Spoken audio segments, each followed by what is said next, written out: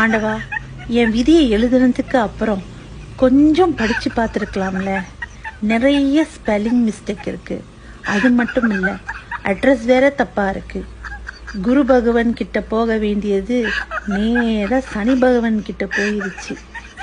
பாவம், எதுவுமே புரியாம அந்த ஆளு வேற என்னை வச்சு செய்யறாரு.